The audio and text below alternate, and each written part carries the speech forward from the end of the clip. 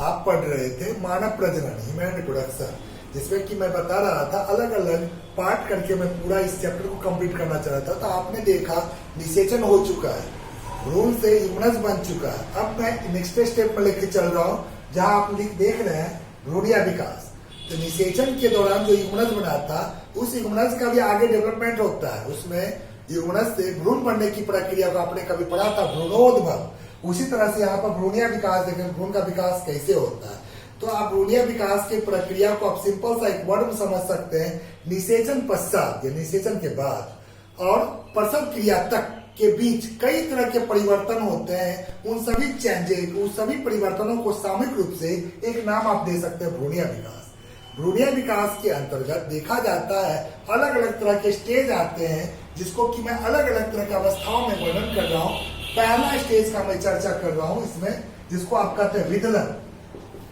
विदलन कोई कहीं कहीं किताब में खंडी भवन लिखा होगा, इंग्लिश में आप इसको कह सकते हैं क्लीवेज, या इसी को इंग्लिश में आप कह सकते हैं सेगमेंटेशन।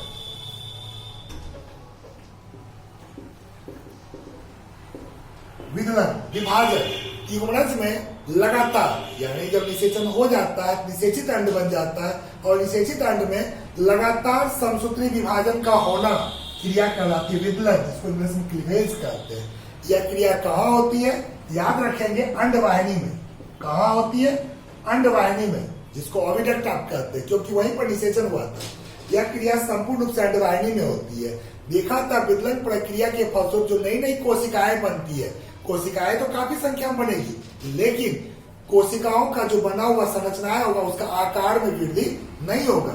निषेचित अंड के अंदर लगातार विभाजन से कोशिकाओं की संख्या बढ़ती है, लेकिन आकार आमाप उसमें किसी भी प्रकार की वृद्धि नहीं होती है। इससे जो बड़ी संतति कोशिका होती, नई कोशिका, उसको एक नाम से पुकारा जाता है ब्लास्टोमियर। क्या कहते हैं? ब्लास्टोमियर। एक कोशिका से 2, 2 से 4, 4 से 8, 8 से 16 कोशिकीय स्टेज तक बनता है। उसको आप कह सकते हैं 16 ब्लास्टोमियर स्टेज विदलन में कंप्लीट होता है। यह क्रिया कहाँ होती है? अंडवाहिनी में। जब इतना तक पूरा कंप्लीट होता है, फिर स्टेज चेंज करता है। उस दूसरी अवस्था का नाम मैं बताना चाह रहा हूं, जिसको आप कह सकते हैं मोरूला। ये स्टेज, दूसरा स्टेज MORULA, मोरूला स्टेज। इसमें आप देखेंगे जो 16 कोशिकीय स्टेज बना, ये 8 से 16 कोशिकीय जैसे स्टेज बनता है, यह ठोस संरचना परिवर्तित होता है और उसी ठोस संरचना का नाम दिया जाता है मोरूला। 16 कोशिकीय ठोस संरचनाएं क्या कहलाती है? मोरूला। लेकिन मोरूला जब बन जाता है, जिसमें देखा जाता है ठोस संरचना, तो बाहर और अंदर, बाहर की ओर जो कोशिकीय आवरण होती है वह छोटे आकार की होती है। इसको आप कह सकते हैं आउटर सेल मास।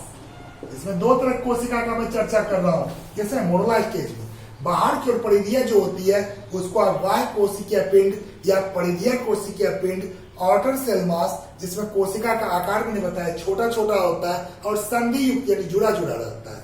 दूसरा जो होता है अंदर की ओर, उसको आप कहते हैं इनर सेल मास।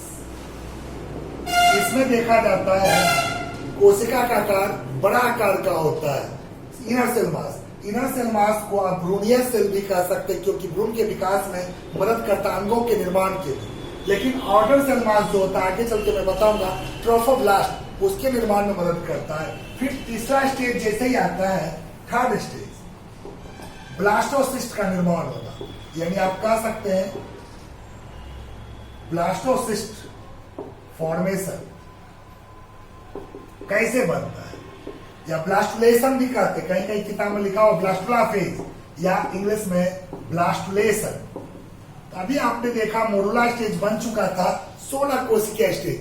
मोरूला स्टेज बना हुआ अंडवाहिनी से वह गर्भाशय की ओर गति में रहता है, लेकिन उसके अनुसार जैसे ही वह गति में रहता है तो उसमें विभाजन भी जारी रहता है। तो 16 से कितना कोशिका बन जाएगा? 32 कोशिका, डबल मल्टीप्लाई होता है। 1 2 2 2 4 4 2 8 8 2 16 16 2 32 32 सेल्स का अलग साइज। 32 सेल्स जो नए बने उसको 32 ब्लास्टोमियर स्टेज भी कर सकते हैं। या जैसे ही आता है आपके सिस्टम में गर्भाशय की ओर, यह कोशिका खोखली संरचना, कई बचपन में आपने रबर का गेंद खेला होगा तो अंदर में खोखला संरचना होता है, वैसा संरचना बन जाता है 32 कोशिकीय स्टेज। उसी कोशिका को ब्लास्टोसिस्ट कहते हैं। क्या कहते हैं? ब्लास्टोसिस्ट। और इसके अंदर जो खोखली संरचना होती है, खाली स्पेस, उसको कहते हैं ब्लास्टोसिल। जैसे ये बना, इसके बाहर का जो लेयर होता है, बाहर का जो पतली पतली लेयर होता है छोटी कोशिका वाला, वह लंबी होकर चपटी हो जाती है और उसको कहते हैं ट्रोफोब्लास्ट। क्या कहते हैं? ट्रोफोब्लास्ट। यह जो ट्रोफोब्लास्ट होता है इसको शुद्ध हिंदी में पोषक कारक भी कहते हैं, जो पोषण उपलब्ध कराता है किसे? ब्लास्टोसिस्ट को। इसके बारे में एक और चीज आप जान लीजिए, ट्रोफोब्लास्ट जैसे ही बाहर की ओर बन रहा होता है, ये अलग अलग तरह के भ्रूणीय आवरण मेम्ब्रेन लेयर, जिसको आप कहते हैं आउटर सेल मेम्ब्रेन भी कहते हैं या एक्स्ट्रा सेल एम्ब्रियोनिक मेम्ब्रेन भी कहते हैं। दो तरह की संरचनाओं को डेवलप करता है, कॉरियोनिक और एमनियोनिक। इस तरह का जो लेयर होता है एमनियोनिक, इस तरह का जो लेयर होता है, ये भ्रूण के विकास, पोषण, सुरक्षात्मक ऐसे ऐसे आवरण के रूप में ये काम करता है। इतना ही नहीं, ट्रोफोब्लास्ट एक और बेहतरीन चीज बनाने में मदद करता है, प्लासेंटा। इसके बारे में भी आगे चर्चा करूंगा। प्लासेंटा निर्माण में भी ये सहायता करता है। मैं थोड़ा सा बताना चाहता हूँ, ये सब स्टेज बताया तो मैं ये बताता हूँ ये सब स्टेज स्ट्रक्चर के द्वारा कैसे बनता है, उसको थोड़ा समझा रहा हूँ। भ्रूणीय विकास की प्रक्रिया को मैं थोड़ा स्ट्रक्चर के साथ समझाना चाहता हूँ। उसे मैंने थोड़ा सा बताया था और भी आगे बताना है। आपने देखा था निषेचन के बाद जो निषेचित अंड बनते, इसको आप यूनस कहते हो, जैगोट। यही कोशिका समसूत्री विभाजन विकलन प्रक्रिया जो आप देख रहे हैं, एक से कितना बन गया? 2 कोशिकीय, 2 से कितना बन गया? 4 कोशिकीय, 4 से कितना बन गया? 8 कोशिकीय, 8 से कितना बन गया? 16 कोशिकीय, जिसको आपने मोरला स्टेज कहा था। लेकिन जैसे 16 कोशिकीय स्टेज गर्भाशय की ओर आ रहा है, वैसे उसमें चेंजिंग हो रहा है। जो बाहर की पतली पतली कोशिकाओं का छोटी लेयर आप देख रहे हो, ट्रोफोब्लास्ट, और अंदर में बड़े बड़े आकार कोशिका जो इनर सेल मास, और ये अंदर में जो खोखली, यानी कि जब इसमें प्रेशर दबाव के कारण जो अंदर में खाली स्थान होता है, उसको आप ब्लास्टोसिल कहते हो। ये संपूर्ण संरचना ब्लास्टोसिस्ट कहलाता है। इस तरह से ब्लास्टोसिस्ट का निर्माण होता है। लेकिन इसी के साथ मैं आगे चल के फिर इसका स्टेज नेक्स्ट बताऊं, जिसको आप कहते हो रोपण या आरोपण, जिसको इंग्लिश में इम्प्लांटेशन कहते हैं। अब जब ये बन चुका है ब्लास्टोसिस्ट, तो ब्लास्टोसिस्ट का क्या होगा? ये गर्भाशय में आ गया, गर्भाशय का अंत स्तर एंडोमेट्रियम में आकर के वह ठीक ढंग से लग जाता है। उसी प्रक्रिया को कहते हैं रोपण। निषेचन के 7वें दिन, याद रखेंगे 1 सप्ताह, निषेचन के 7वें दिन यह क्रिया होती है प्लांटेशन। कहाँ? गर्भाशय के अंत स्तर में। क्या स्थापित होता है? ब्लास्टोसिस्ट। यानी सिंपल सा कह सकते हैं, निषेचन उपरांत, निषेचन के 7वें दिन, जो भी आप कह सकते हैं, ब्लास्टोसिस्ट का यानी कोरक पुटिका गर्भाशय के अंत स्तर में एंडोमेट्रियम में स्थापित होने की प्रक्रिया को इम्प्लांटेशन कहते हैं। 2 क्वेश्चन पूछा जाता है, इम्प्लांटेशन क्या है या आरोपण क्या है, और यह कितने दिन, निषेचन के कितने दिन में आरंभ होता है? 7वें दिन आरंभ होता है। इस तरह से आपने रोपण क्रिया देखा। इसी के साथ साथ एक और प्रोसेस में बता रहा हूँ। जैसे ही आप देख रहे हो रोपण हो रहा है, तो इसका जो ब्लास्टोसिस्ट का स्ट्रक्चर है, ट्रोफोब्लास्ट, जो अभी आपने देखा था, ये ट्रोफोब्लास्ट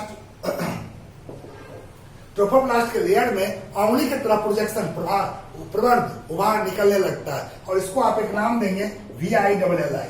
और यह विलाई, जो कॉरियोनिक विलाई भी कहलाता है, आगे चल के यह मदद करता है भ्रूण के विकास समय पोषण प्रदान करने में। अलग अलग और चीज का भी ये मदद करता है। जैसे ही रोपण स्टेज कंप्लीट हुआ, इसके बाद एक और प्रोसेस बताना चाहता हूं, उसको कहते हैं गैस्ट्रुलेशन। इसमें क्या होता है? गैस्ट्रुलेशन के अंतर्गत देखेंगे आप, जो अंग बनेगा, अंग बनाने के लिए उससे पहले स्टेज शुरू होता है, अलग अलग लेयर का निर्माण होता है। तो निषेचन की क्रिया जैसे ही होती है, उसके 3रे सप्ताह, ध्यान रखेंगे, 3rd वीक, यह क्रिया आरंभ होती है। कौन सा क्रिया? गैस्ट्रुलेशन। इस क्रिया में देखा जाता है 3रे सप्ताह में जो इनर सेल मास होता है, अभी आपने थोड़ा देर पहले देखा था, इसमें विभाजन होता है, और यह विभेदित होकर के सबसे पहले एक्टोडर्म, याद रखेंगे, इसके बाद इंडोडर्म, 2 लेयर में विभाजित होता है, यानी कि बाह्य परत और अंतःपरत। लेकिन पुनः इन दोनों के बीच एक और संरचना बनती है, उसको कहते हैं मीसोडर्म।